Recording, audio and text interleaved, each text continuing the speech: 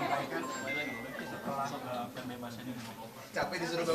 Yang ingin saya disampaikan adalah terima kasih banyak buat semuanya, buat pihak kuasa hukum, buat teman-teman, para netizen, keluarga, dan semuanya masyarakat Indonesia, netizen dan Presiden Joko Widodo, terus Presiden yang terpilih Prabowo Subianto, dan buat Kapolri, buat Menteri Polhukam, buat Haji Deddy Mulyadi, terus buat anggota lain DPR, terus para menteri-menteri lainnya, dan para polisi-polisi yang masih bisa menegakkan keadilan. Saya mengucapkan terima kasih banyak kepada mereka semua. Hampir 1 bulan lebih berada di Korea.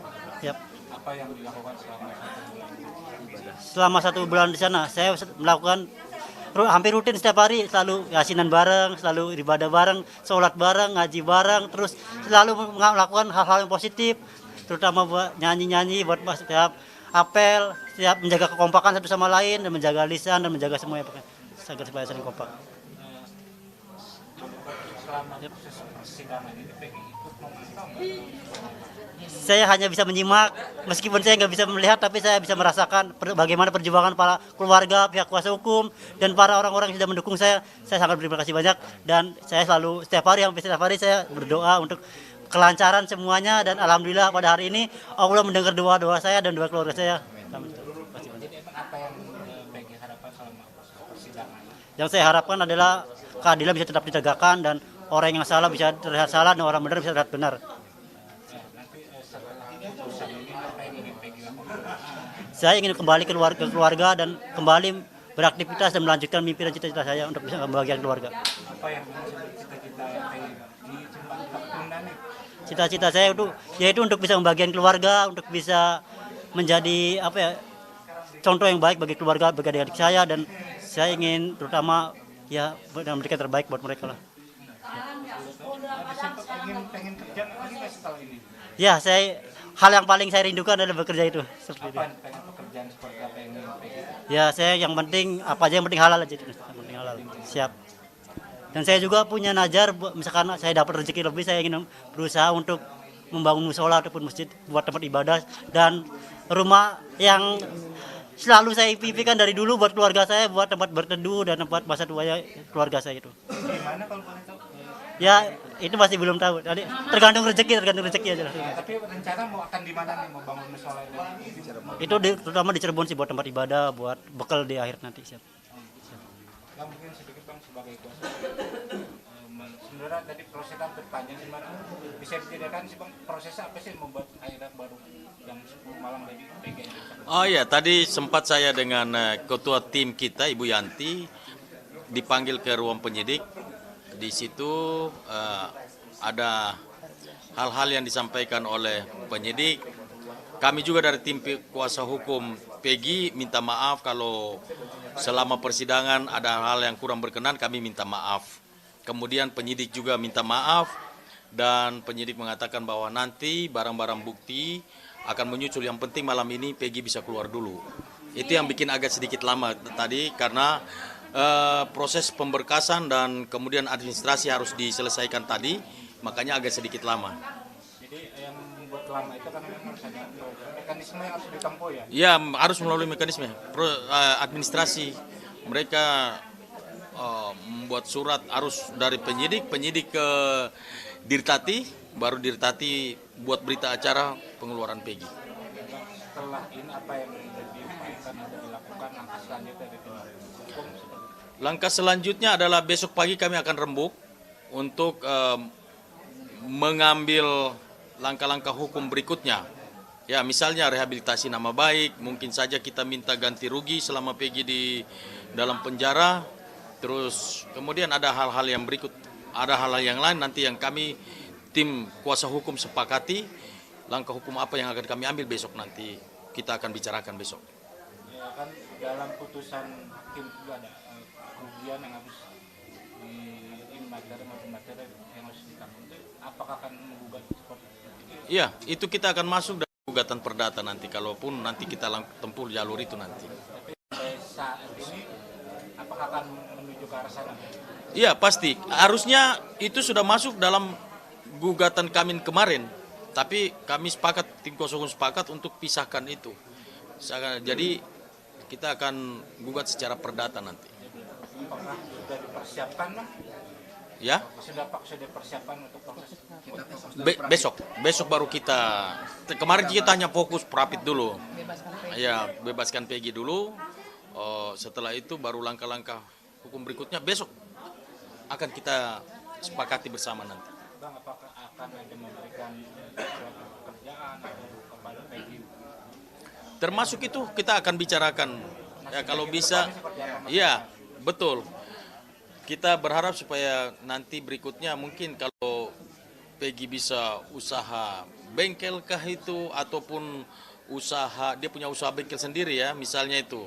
Terus kemudian ataupun dia bisa, mamanya kan masaknya enak tuh. Ya kan, kita mungkin bikin warung buat Peggy, rumah makan. Jadi nggak usah kuli lagi. Jadi bos warteg. Bang, tadi terkait dengan niat Peggy ingin membangun sholat dan seperti itu ada. Itu hal yang paling mulia. Makanya dari awal saya bilang bahwa Peggy ini agamais. Dia juga rajin sholat, dia tulang punggung keluarga. Jadi dia nggak mungkin lah berbuat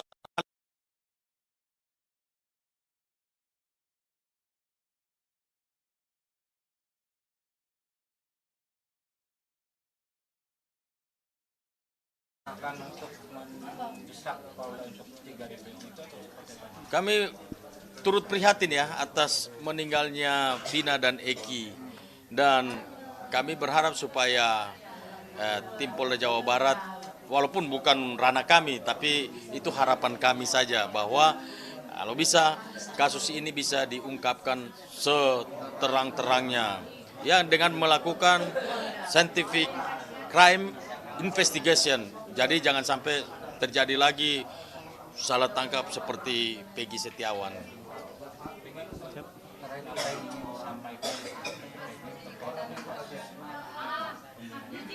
Ya, saya sama seperti Bang Niko, saya turut prihatin kepada pihak korban. Saya mengucapkan belasungkawa dan semoga pelaku-pelaku yang sebenarnya itu bisa tertangkap dan bisa terungkap agar supaya keadilan bisa tertegakkan. Jadi terkait dengan pidana lain seperti apa nih?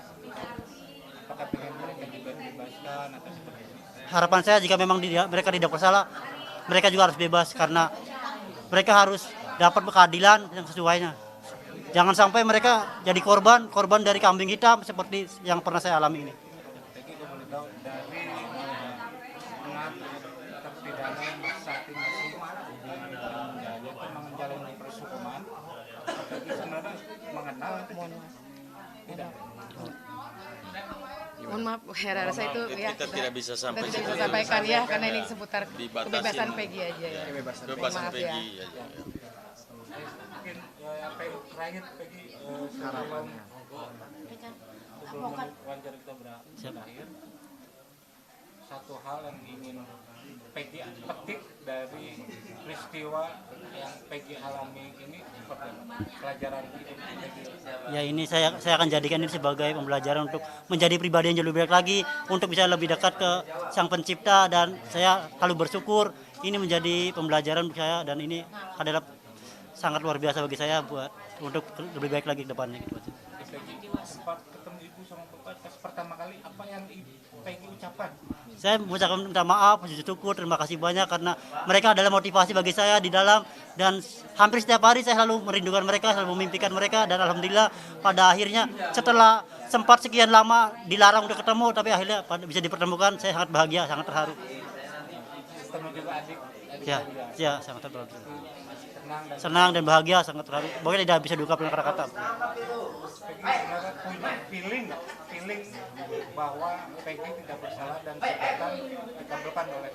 Saya selalu berharap dari mulai pertama kali kasus ini muncul, saya selalu berharap seperti itu karena saya tidak pernah takut dengan siapapun karena saya merasa benar.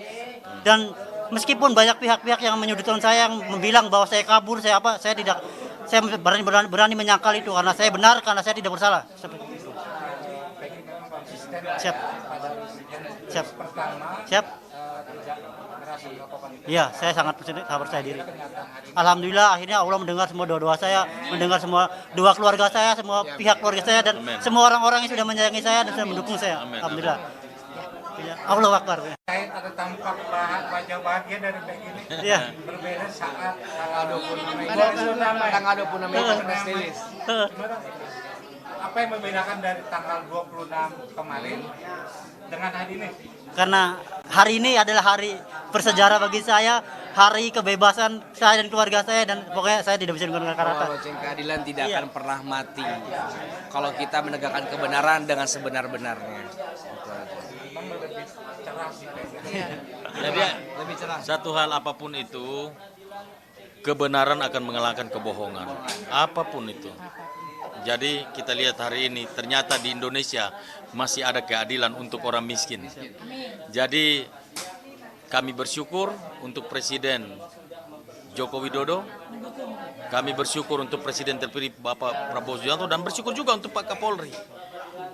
Dan terlebih lagi untuk Mahkamah Agung dan hakim yang memutuskan perkara ini, Ya. Bapak Eman Sulaiman.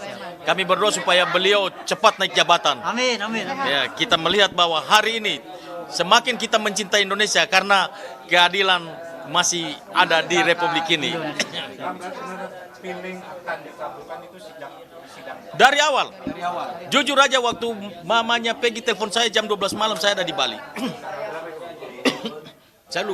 Saya lupa kurang lebihnya, tetapi 1 bulan yang lalu lah. Karena saya lagi tangani perkara di Bali juga.